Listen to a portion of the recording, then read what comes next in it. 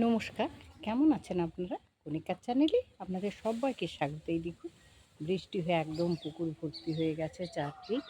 আর আজকে কিন্তু একটু আকাশটা চকচক করছে। তো চলুন আজকে রান্নায় চলি। আজকে রান্না করব ওল। এই যে ওল, খুব সুন্দর, দেখুন সাদা ধপধপ করছে একদম ওলটা।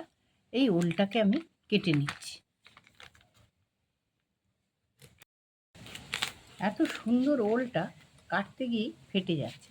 আর আমি কেটেছি বন্ধু, দেখুন একটু বড় বড় পিস। আমি ওল অবশ্যই এরকম বড় পিস করেই কাটি। এইভাবেই পিসগুলো করে নিচ্ছি। এই যে গ্যাসে একটা কড়াই বসিয়ে দিয়েছি। এবার এই কড়াইতে আমি একটুখানি নুন দিয়ে দিলাম। নুন দেওয়ার পরে এবারে ওলগুলো আমি দিয়ে দেবো সেদ্ধ হওয়ার জন্য। আর ওলগুলো এই যে বন্ধু দেখেছেন আমি কত বড় বড় কেটেছি, এইভাবে আমি কেটেছি। এবার আমি সমস্ত ওলগুলো সেদ্ধ করতে দেবো যতক্ষণ না ওলটা সেদ্ধ হবে। ওলগুলো দিয়ে আমি ঢাকনা দিয়ে দিচ্ছি। দেখুন বন্ধু, আমার ওলটা কিন্তু সেদ্ধ হয়ে গেছে, একদম সুন্দর সেদ্ধ হয়ে গেছে। এবার আমি কড়াইটা নামিয়ে ওলটা ঢেলে নিচ্ছি। এবার কড়াইতে আমি তেল দিয়ে দিয়েছি, তেলটা গরম হয়ে গেছে। এবার ওই সেদ্ধ করে রাখা যে ওলগুলো আমি ভেজে নিচ্ছি। নুন তো আমার দেওয়াই আছে, এবার একটু হলুদ দিয়ে এগুলো ভেজে নেব। ওলগুলো লাল করে ভাজা হয়ে গেছে একদম। এইবারে এই ওলগুলো আমি তুলে নিচ্ছি।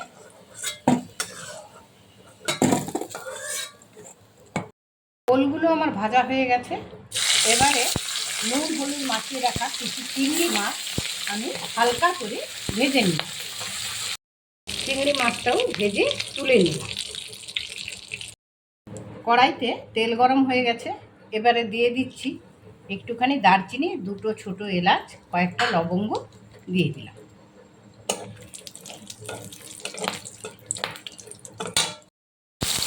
এইবার এই যে কুচিয়ে রাখা পেঁয়াজ দিয়ে দিচ্ছি। পেঁয়াজটা একটু নেড়ে চেড়ে নেবো, একটু পেঁয়াজটা নরম হওয়া পর্যন্ত অপেক্ষা করব।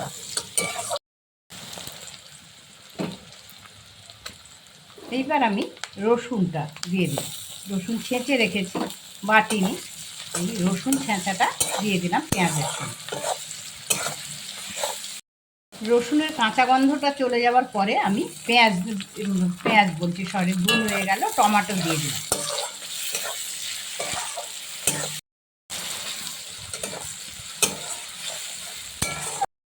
এইবার আমি আদা বাটা দিয়ে দিলাম। আদা বাটাটা একটু নেড়ে নেবো, কাঁচা গন্ধটা চলে যাওয়া পর্যন্ত। আর গন্ধটা চলে গেছে। এবারে আমি বেটে রাখা লঙ্কা দিই, আর দিয়ে দিচ্ছি হলুদ দিয়ে এবার আবারও নাড়াচাড়া। কষতে তো হবেই।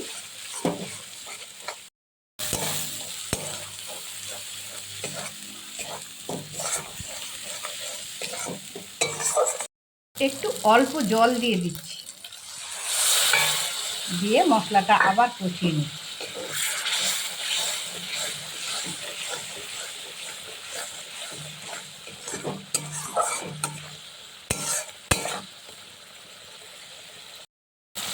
এইবার দেখুন মশলাটা কষা হয়ে গেছে। এবারে আমি একটুখানি পোস্ত বাটা, এটা একদম 1 চামচই নিয়েছি, খুব বেশি না, একটুখানি পোস্ত বাটা দিলাম।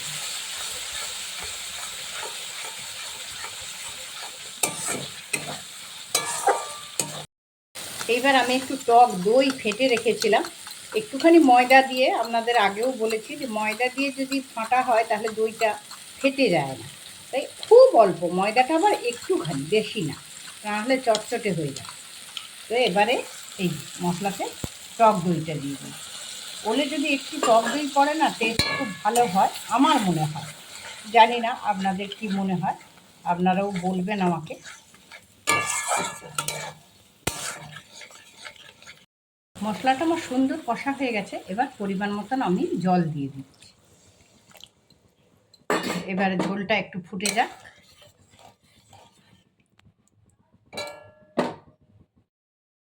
ঝোলটা আমার ফুটে গেছে। এবারে আমি ভেজে রাখা ওলগুলো দিয়ে দিচ্ছি।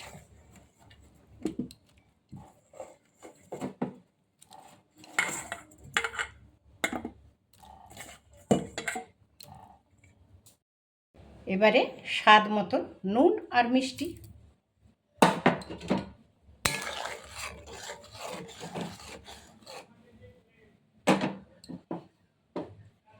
এবার ভেজে রাখা চিংড়ি মাছগুলো আমি দিয়ে দিলাম।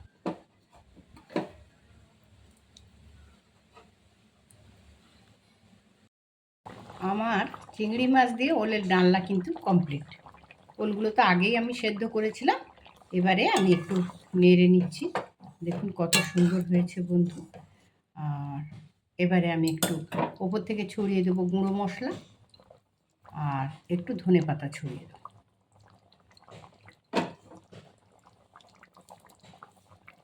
বাস, আমার ওল রান্না কমপ্লিট। এবার আমি ঢেলে নিচ্ছি।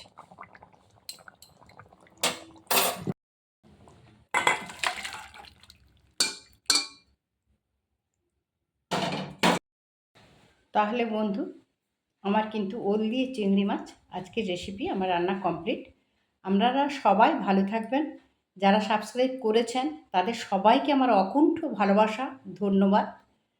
আর যারা এখনও করেননি তারা আসুন পাশে, বন্ধু হয়ে একে অপরের হাত ধরবো আর আস্তে আস্তে করে আমরা একটা বড় পরিবার হয়ে উঠব। তাহলে সবাইকে নমস্কার জানিয়ে আজকের আমার রেসিপি শেষ করছি। আবার আসবো অন্য কোনো রেসিপি নিয়ে। সবাই ততক্ষণ ভালো থাকুন, সুস্থ থাকুন।